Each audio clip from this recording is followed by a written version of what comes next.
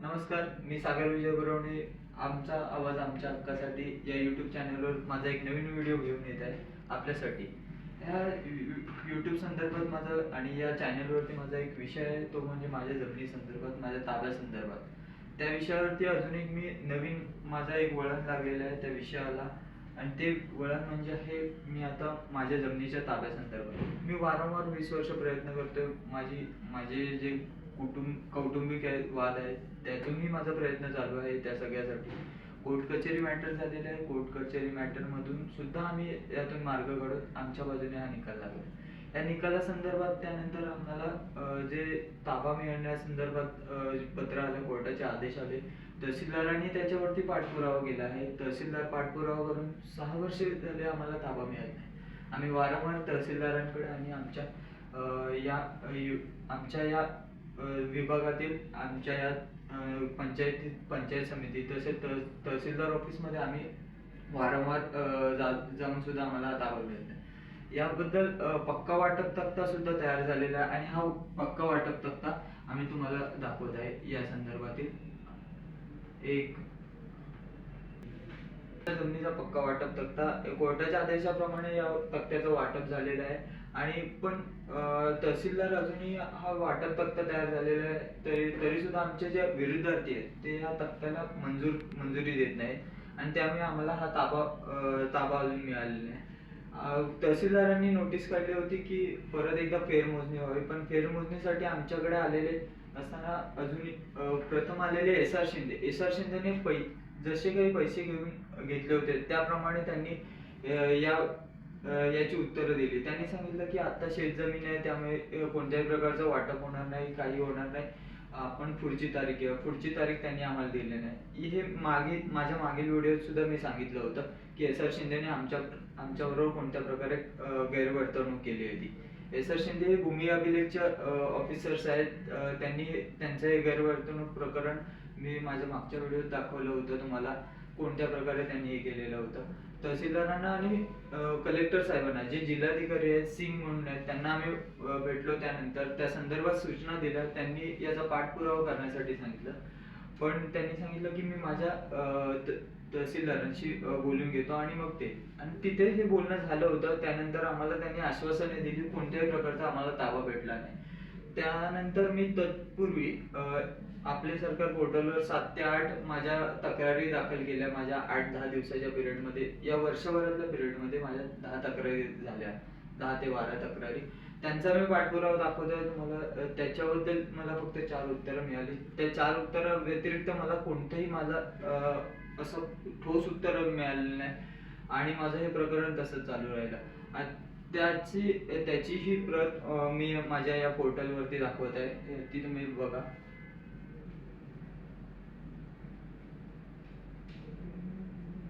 ह्या ज्या पोर्टलवरती ज्या तक्रारी आहेत त्या मी आपल्या सरकारवरती अपलोड केलेल्या आहेत आणि त्यांची उत्तरं पण मला मिळालेली आहेत, पण ती मला साजेशी अशी उत्तरं नाहीत. त्यांनी चौकशीचे आदेश काढलेले आहेत, सगळं झालेलं आहे.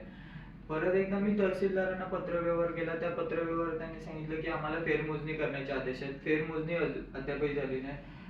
30/11ला ऑगस्ट महिन्यात माझी एक तारीख लागली होती, जी वारके साहेबांची तारीख होती. वारके साहेब आलेले होते. त्यांनी सांगितलं शेतजमीन आहे साहेब, त्यामुळे आम्ही फेरमोजणीसाठी आपण काहीही करू शकत नाही. त्यांनी 30/11ला आमची लेटर आली. त्या लेटरमध्ये चुकीची नाव मेन्शन होती, तरी सुद्धा आम्ही मोजणीसाठी तयार झालो. मोजणीसाठी तयार झाल्यानंतर त्यांनी सांगितलं की 30/11ला आल्यावरती आम्ही आमच्या परीने निर्णय घेऊ आणि त्याप्रमाणे मोजणी तर योग्य आहे. समोरच्या विरुद्धार्थींना ही मोजणी मान्य नव्हती, त्यांची वहिवाट सगळीकडून आहे हे त्यांनी दर्शवण्यात आलं होतं, तर त्यांनी ही मोजणी केली नाही. आम्ही परत एकदा तहसीलदार आणि भूमी अभिलेख ऑफिसमध्ये वारंवार चौकशी केली. त्या चौकशीमध्ये काहीही संपन्न झाले नाही आणि आम्हाला अजूनही अद्यापही ताबा मिळेल.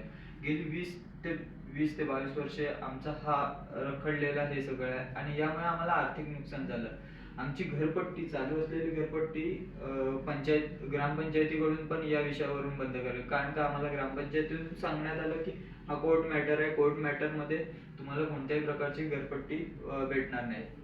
त्यात आम्ही पंचायत समितीचे जे विग्रवली गावाचे जे आहेत त्यांना विग्रवली गावाचे जे अधिकारी आहेत त्यांना भेटलो. गिरी साहेबांनी सांगितलं हा तुमचा कौटुंबिक वाद आहे, तुम्ही तुमच्या लेवलवरती हँडल करा. जर आमच्या घरचा कौटुंबिक वाद जर आमच्या लेवलला हँडल करता आला असता तर आम्ही तुमच्यापर्यंत आलो नसतो, हे आम्ही गिरी साहेबांना दाखवलं. त्यानंतर मी त्यांना फोन केला होता गिरी साहेबांनी आम्हाला सांगितलं कॉलवरती, माझ्याकडे त्यांचं संभाषण आहे गिरी साहेबांचं, मी ते वेळ आलीच तर ते उघडकीस आणेन संभाषण. गिरी साहेबांनी पण त्या उद्धट उत्तरं दिली मला त्या कॉल संभाषणात की तुमचं ते कौटुंबिक प्रकरण आहे, हेच मला उत्तर दिलं. त्यानंतर आमच्या या कौटुंबिक वादात, आमच्या कोर्ट वाटपात आमचं घर बेकायदेशीर, आमचं रिपेअर केलेलं घर बेकायदेशीर ठरवण्यात आलं. फक्त घर रिपेअर केलं होतं, आम्ही याची चौकशी करा असं आम्ही तहसीलदारांना सांगितलं होतं की जर बेकायदेशीर असेल तर तुम्ही ते मोडण्यात यावं, हेही सुद्धा सांगितलं होतं. पण त्याच इमारतीत कोर्ट वाटप अजून झालेलं नाही, कोणत्याही प्रकारचा ताबा मिळाला नाही. त्याच विभागात 2 वेगवेगळ्या इमारती बांधण्यात आल्या. त्या इमारती मी तुम्हाला इथे दाखवत आहे स्क्रीनवरती. त्या इमारतींचे चित्रफित आहेत माझ्याजवळ, ह्या 2 इमारती आहेत. हे जे घर आहेत जे आमचे विरोधार्थी आहेत, मेन विरोधार्थी आहेत, त्यांचं हे घर आहे जे इथे बनत आहे त्या विभागात, त्या कोर्ट वाटप त्या जमिनीत. अजून एक घर आहे ते सुद्धा या जमिनीत बनलेलं आहे, पूर्ण झालेलं आहे हे घर त्या जमिनीतला, त्याचाही आम्हाला कोणते. आणि जर या 2 घरांना परमिशन देण्यात आली तर आमच्या घराला का परमिशन देणे. आणि हे तिसरं जो हा वाडा तयार झालेला आहे हा सुद्धा तदनंतर तयार झालेला आहे. तर त्यामुळे लक्षात आणून द्या, जर ही वेळ माझी एक सरकारला आणि माझ्या त्या अधिकाऱ्यांना विनंती आहे, जर ही वेळ तुमच्या घरावरती आली असती किंवा तुमच्या स्वतःवरती आली असती तर तुम्ही काय केलं असतं हे मला दाखवून द्यायचं. कोणीतरी म्हटलंय, तुम्हाला माहिती आहे, जर ॲम्ब्युलन्सचा आवाज स्वतःच्या घरात आला ना तर ॲम्ब्युलन्सचा आवाज जर दुसऱ्याच्या घरात आला तर आपल्याला काही फरक पडत नाही. तोच आवाज जर आपल्या घरात आला तर त्याचा आपल्याला कितपत फरक पडतो हे स्वतःवर वेळ आल्यावर कळतं. आणि हेच मला या व्हिडिओ मार्फत दाखवायचं आहे. मी माझे जर मला या 8 दिवसात मला कोणती उत्तरं मिळाली नाही आपल्या या पोर्टलवरून किंवा आपल्याकडून कोणतेही लेटर आलं नाही तर मी माझी जी पुढची कारवाई आहे त्यासाठी मी तयार आहे आणि मी तेवढा सक्षम आहे. मग त्यामागचा जो गौप्यस्फोट आहे तो तुम्हाला त्या व्हिडिओ मार्फत आणि पुढच्या व्हिडिओ मार्फत दाखवण्यात येईल.